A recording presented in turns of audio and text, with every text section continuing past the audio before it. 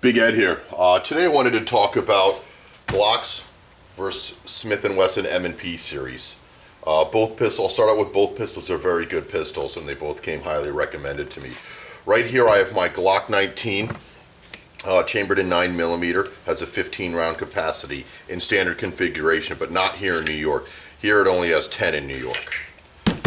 Smith & Wesson, this is the M&P 40. This is a full-size gun. This is also a 10 round mag, but also has a capacity of 15 of 40 caliber Smith & Wesson. There's not the greatest comparison, but we're going to do it anyway because both guns really, there's a lot of similarities between the two, and you can kind of see the same gist between them. First, I'll start by saying the Glock 19 is the same identical gun as the Glock 23 or 32. The only difference will be the barrel and the slide. Will hold a 40 or a 357 SIG, or else it'll hold a 9mm like this one is. This gun in standard capacity is 15. If this gun was a Glock 22, which would be very comparable to this, they both hold 15 rounds of 40 Smith & Wesson ammunition, and that's a lot of firepower. This magazine, you can see the filler on the bottom, the plastic piece. Will only hold 10 rounds, but this gun 15 rounds of 40 Smith & Wesson's a lot of ammunition. This gun in a Glock 22 is exactly the same thing, 15 rounds of 40 Smith & Wesson. Let's go over some dimensions of these. They're probably, I'm not going to get down and pull out calipers, but they're ballpark around the same width here. Glocks are definitely on the fatter side of firearms, of handguns. The barrels of these, the Glock has a 4-inch barrel. This is a 4¼ barrel. I would have liked to have seen this Smith & Wesson. You can see this right here with my hand grip right there. There's a little of this sticking out of the bottom right here. Let's see if I can get it all the way up. It's high, right? Yeah, there's a little bit of the gun sticking out of the bottom of my hand grip right there. This gun, you could probably, it's a full-size service gun. This would not be the greatest gun for concealment. It's a little on the big side. I mean, you could do it. It's got some nice round. It's definitely round, and I like the roundness of it. The slide's all rounded off. The beaver tail's rounded off. It's definitely, it wouldn't be the worst gun for concealed carry, but a little on the bigger side. I also held the compact version of this, which is smaller than the Glock 19/23. That grip, my pinky was halfway off that grip, and I have one of those smaller 9mm. It was not for me. Maybe sometime in the future, but I already have. I was not a big fan of the size of the compact M&P series. I was not a fan of that. Just thought it was a little too small. So yeah, again, I think they could have gone a little longer with this barrel right here, because I believe a Glock 22 has a 4½-inch barrel, so I think you could have at least gone to 4½ inches on this barrel, and you get a little more ballistics out of it. A little longer sight radius would have been a little better, especially with the full-size grip. And also, both these firearms have adjustable back straps. They come with 3 back straps: small, medium, and large. This gun I have the medium on. This gun I have the small one on. Let's also talk about the size of the Glock 19/23 for now. Glock got this right. This gun to me feels like a full-size gun. You can see the grip in there is a little shallower in my palm, but still my pinky fits on there perfectly. And I don't have big hands, but I probably have average size hands for my size. I'm a big guy. But Glock did get it right here with this size. And to me, this feels like a full-size gun in my hand. It feels great. The 4-inch barrel I think is a really good length for a gun of this size. It looks good. And it just fits well, and that's one thing that I'd love to see Smith & Wesson come out with, make their compact gun the size of the Glock 19/23/32. This is probably my all-time favorite Glock right here. These compact models right here. I think this size is perfect, and I think that's probably the big advantage this gun has over the M&P lines. It's just this size right here. Next, let's talk about just the feeling of the grip. The Glock's definitely blocky. You can see the grip right there. It's almost squared off except for the back strap a little bit. It's, it definitely feels a little more utilitarian in your hand. The Smith & Wesson is a lot smoother. It's a lot more contoured. They designed this more around a human hand than just around the gun itself.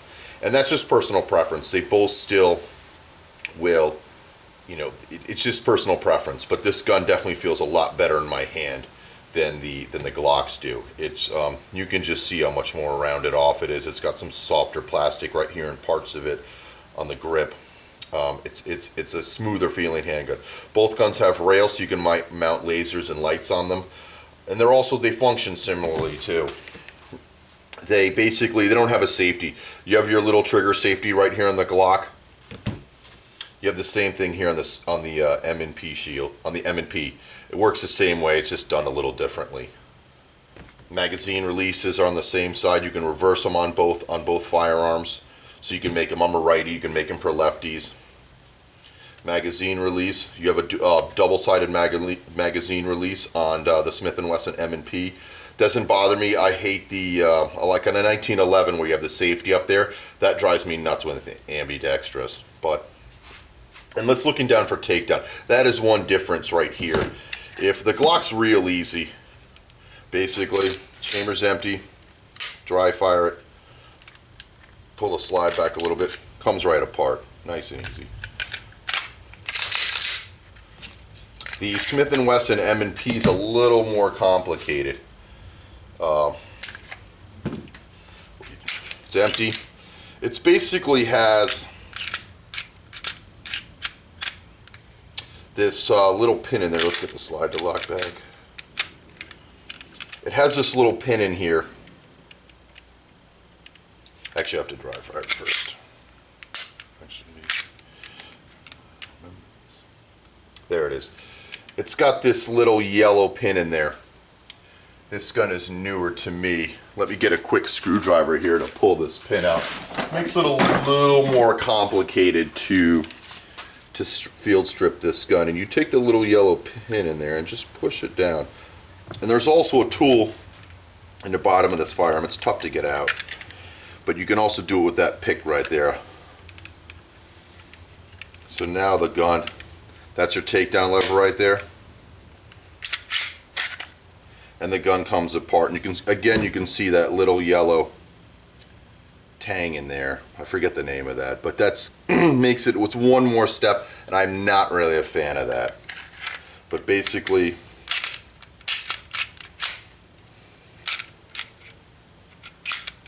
push that little tang back up there. That's it, the gun's back together.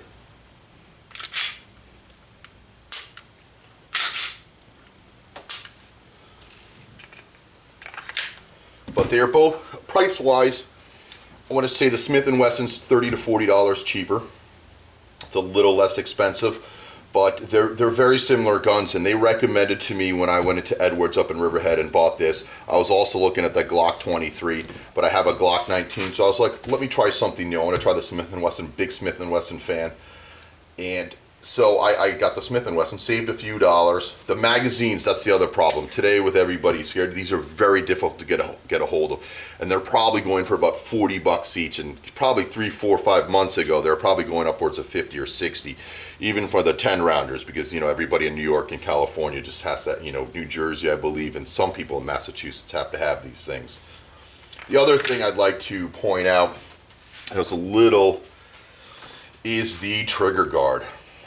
The Smith & Wesson's is nice and smoothed over.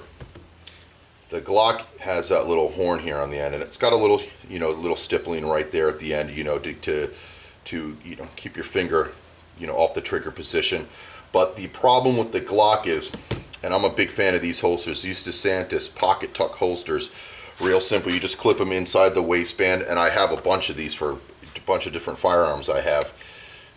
When you put the gun in there, you put it in your pants, it's fine. But when you draw the gun, drawing the gun is great. But when you draw the gun, it'll kind of smush down in your pocket a little bit, just because your belt's going to smush it down. So when you try to holster the gun again, what's happening is it's going like that, and that little hook is catching this holster. So this holster is pretty much worthless for the Glock firearm. But I have a feeling if I had the same one for this M&P, actually it fits in there perfect. Stick protrudes a little bit out of a bottom, but for this M&P, it works perfect because it's smooth down there. So it's basically as you insert the firearm, even if that's pinched down there, it's just naturally going to free it up. Where the Glock's going to catch on there because it's got the little hook right there. So that's one thing to consider right there. I mean, you could take a deburring tool and probably round that off. It wouldn't hurt the firearm at all. You know, just don't go nuts and try to keep the same thickness, you know, as below and in front of the trigger guard. But that's probably, yeah, and they both have rails. They're probably, Smith & Wesson's a little heavier. It's a bigger caliber gun. It's a full-size gun. But they're very similar. But I'd love to see Smith & Wesson make this firearm in this size, and I'd love to see Glock maybe in the future with the Gen 5s when they'll eventually be out, round off the hand grip, especially in like a 9mm where the round is a lot shorter than the 40. You have a little more room to work with. But both guns have the same capacity basically, as far as a 22 Glock 22 would be compared to this. You know, and there's a lot of firepower in both these firearms. You know, they're both double stacks, and they're both excellent firearms. I like the sights on both guns right here. These are kind of like, I would call like a Novak sight on a 1911. And these are just standard like dovetail Glock sights right here, you know, ball in a bucket, plastic. But you can put, and also the accessories for both these firearms are very good. You can find all sorts of lights made for these things, night sights, fiber optic sights, all sorts of stuff in that nature. Holsters, Glock, there would be more for Glock, but this is a much newer line of firearms. Glock was, you know, designed in the 80s. These have just come out, you know, I'm going to say 4 or 5 years ago. And yeah, I'm trying to think, that's probably about it, but both excellent firearms. It's definitely interesting, but you get the feel when I purchased this, you know, Glock was basically the first polymer, you know, widespread gun, and this is definitely, you know, Smith & Wesson has jumped into the polymer gun market, but they're both very good firearms, and they recommended to me this one at the gun store, and probably a lot of that has to do with this is also made in America. This is Smith & Wesson. These are actually, believe it or not, this gun I believe was made in Georgia, if I can remember correctly.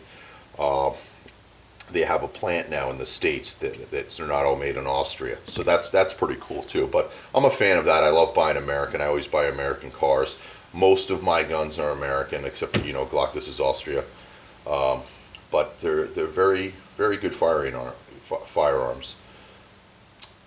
And I guess that's it. Thanks for watching. And so, in the future, I will make a review solely on the Smith & Wesson 40 caliber M&P full-size gun. I've not done a review on this yet, but I will. Also, I believe in their catalog, Smith & Wesson does sell, I believe it's the Core series. I know they make, or in the Pro series, those might have a longer barrel. I believe there's one, and it's, you know, made for competition shooting, and I believe they do have one that's that will have a longer barrel, and I didn't have the availability to get that, and I got a good price on this. I was happy with it. I think it was just a hair over $500 if I can remember, like 520, 530, something like that.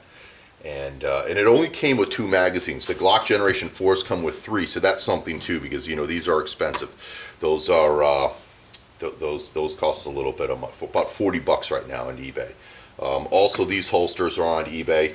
I'm getting these for $22, $23 on eBay, and this holster I would recommend for the Smith & Wesson, not for the Glock, because you can't, it won't reholster once it's tucked into your side.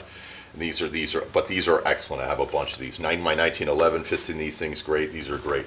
So for this one, I have just this Phobos holster right there. You know, quick release right there, and that works. Good for the range. Obviously, probably not a gun you'd really want to conceal. It's a little big, but you might be able to pull it off, big guys. But thanks for watching, and look for the upcoming review on, want to fire it a little bit more, and then I will do a review on this. And I have some hollow points for this, and we'll get a review going on this pretty shortly. But thanks for watching, guys. Bye.